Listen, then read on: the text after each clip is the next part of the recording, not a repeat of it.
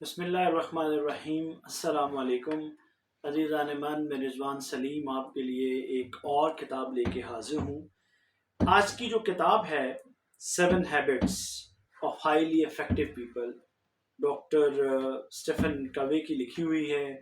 Franklin کوے نے اس کو پبلش کیا ہے۔ یہ کتاب کسی تعارف کی محتاج نہیں ہے۔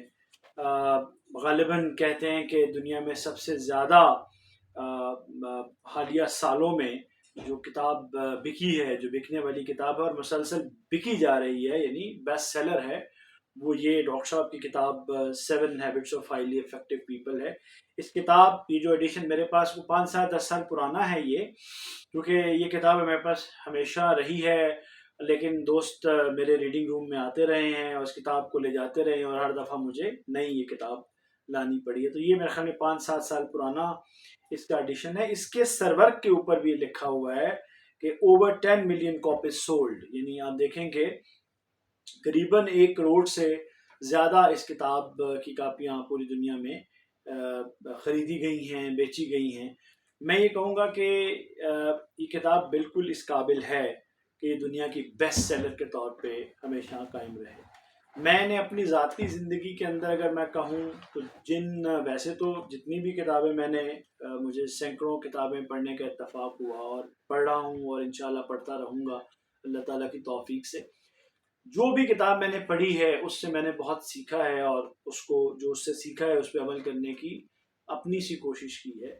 لیکن وہ کتاب جس نے مجھے سب سے زیادہ اپنی عملی زندگی میں، پروفیشنل لائف میں فائدہ پہنچایا ہے، وہ یہ کتاب ہے seven habits of highly effective people. اس کتاب کے اوپر اگر چاہا جائے تو پہروں گفتگو کی جا سکتی ہے، مگر میں اس کے اوپر بہت لمبی گفتگو نہیں کروں گا۔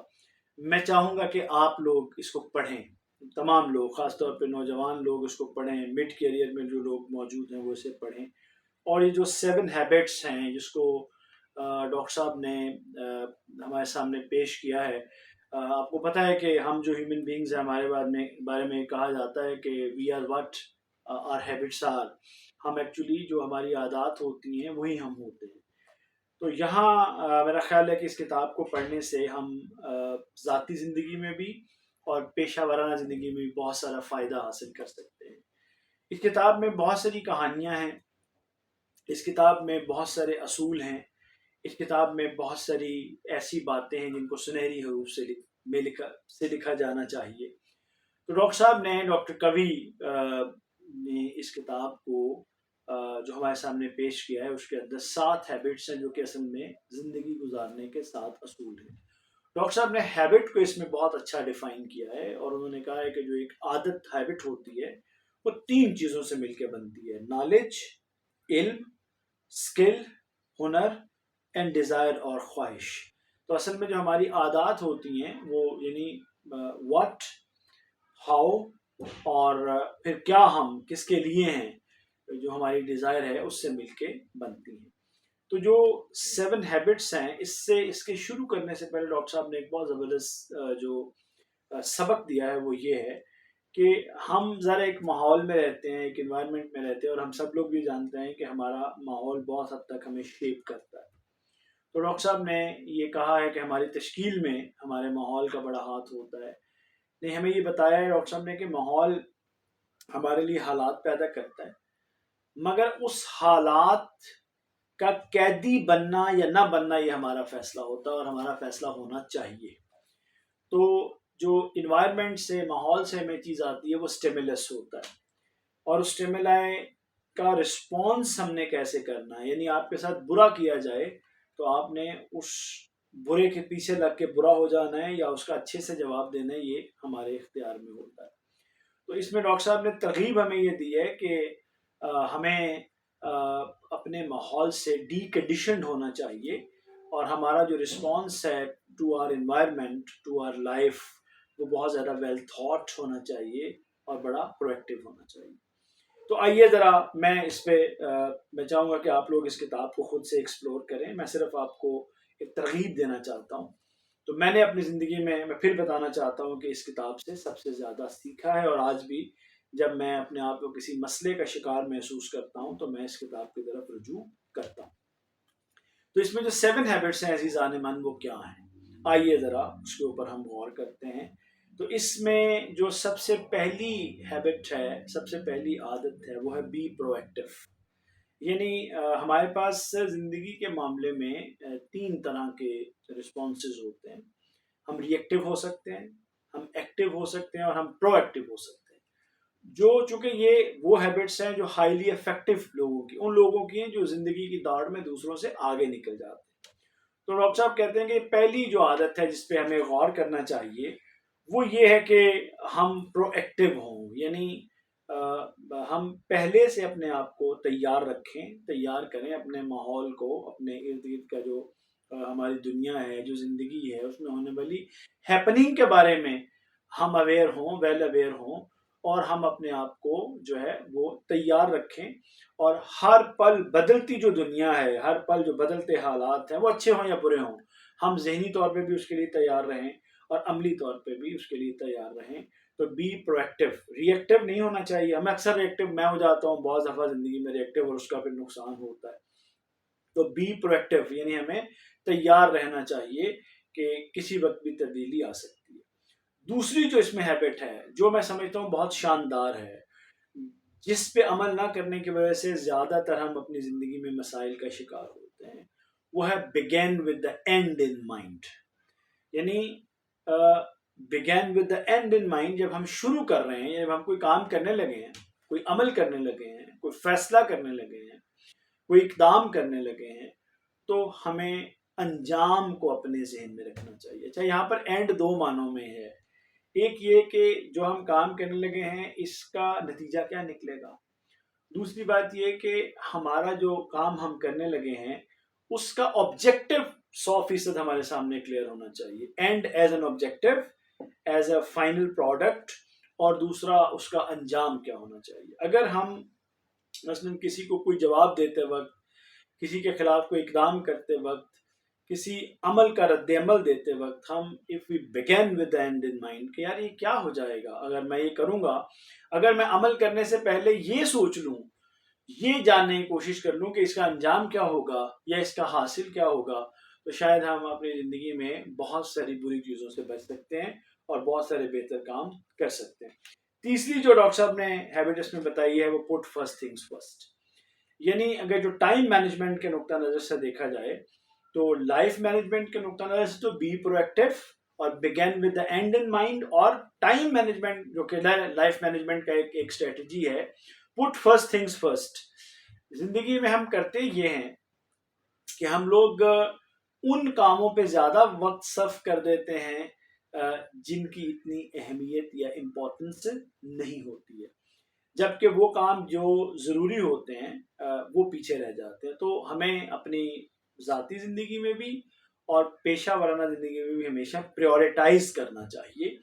ہمیں ہمیشہ دیکھنا چاہیے کہ کون سی چیزیں امپورٹنٹ بھی ہیں اور ارجنٹ بھی ہیں، اور ہمیں ہمیشہ ان چیزوں کو امپورٹنس دینی چاہیے، اور جو چیزیں صرف ارجنٹ ہیں، امپورٹنٹ نہیں ہیں، انہیں ہم چھوڑ سکتے ہیں۔ چیزیں امپورٹنٹ ہیں لیکن ارجنٹ نہیں ہیں، تو جو چیزیں امپورٹنٹ بھی ہیں اور ارجنٹ بھی ہیں ان کو ہمیں ہمیشہ ترتیب میں پہلے رکھنا چاہیے۔ تو اس سے ہمیں فائدہ یہ ہوتا ہے کہ ہم اپنی چیزیں، اپنے وقت کا بہترین استعمال کر سکتے ہیں، اور افیکٹو لوگ ہمیشہ ایسا کرتے ہیں۔ چوتھی چیز ہے تھنک ون ون، یعنی دیکھیے زندگی کے اندر ہمیں ہمیشہ دوسروں کے ساتھ معاملہ کرنا پڑتا ہے۔ تو ایک طریقہ کار تو یہ ہے کہ ہم سوچیں ون لوز، یعنی ہمیں فائدہ ہو دوسرے کو نقصان ہو جائے، یا لوز ون، دوسرے کو فائدہ ہو ہمیں نقصان ہو جائے۔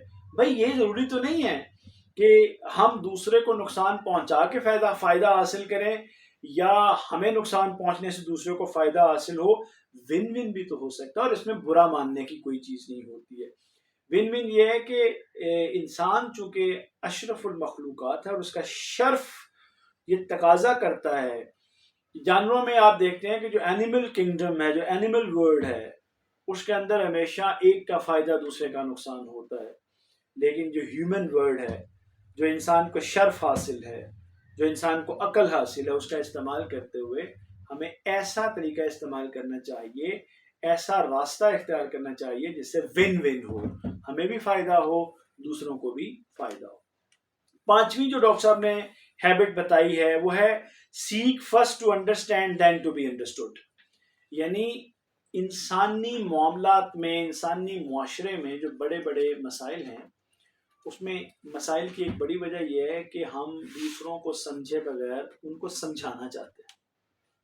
تو ڈاکٹر صاحب نے بہت اچھی یہ ایک ہیبٹ ہمیں بتائی ہے کہ seek first to understand then to be understood, یعنی پہلے دوسرے کو تو سمجھنے کی کوشش۔ تمام دیکھیں ہمارے دین نے ہمیں بدگمانی سے بچایا ہے، بہت گمان کرنے سے بچایا ہے، اور ہمیں یہ کہا گیا ہے کہ ہم فیکٹس کو تلاش کریں، یعنی پہلے سمجھیں پھر سمجھانے کی کوشش کریں۔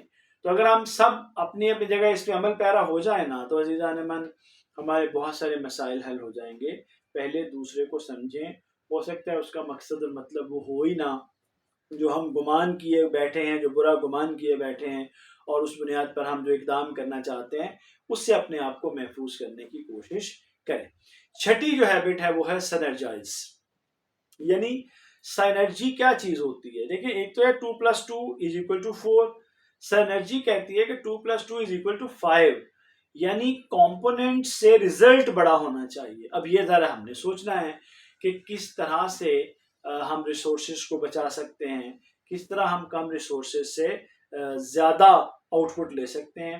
اور آخری چیز ہے شارپن دا سو۔ شارپن دا سو کا مطلب یہ ہے کہ جو ہماری سکلز ہیں ہمیں کنٹینیوسلی انہیں اپ گریڈ بھی کرتے رہنا چاہیے، چونکہ ہم زندگی گزارتے ہیں نا، تو زندگی میں ایک وقت میں جو ہم نے علم حاصل کیا ہوتا ہے، جو صلاحیتیں ہم نے ہنر سیکھے ہوتے ہیں، صلاحیتیں پیدا کی ہوتی ہیں، وہ شاید بدلتی دنیا کے ساتھ اتنی زیادہ کمپیٹیبل، اس کی مطابقت کم ہو جاتی ہے اور اس کی افیکٹونیس کم، تو پھر ہمیں وقفے کے بعد یہ کرنا چاہیے کہ نئے علوم سیکھنے چاہیے، نئے ہنر سیکھنے چاہیے۔ جس طرح دیکھیں آج کل آرٹیفیشل انٹیلیجنس کا زمانہ ہے، مشین لرننگ کا زمانہ ہے، فن ٹیک کا زمانہ ہے، ٹیک ورلڈ کا زمانہ ہے، تو ہمیں یہ ساری چیزیں اب سیکھنی چاہیے تاکہ ہم بدلتی دنیا کے ساتھ مطابقت پیدا کر سکیں۔ اسی طرح وقت نکال کے شارپن دا سو۔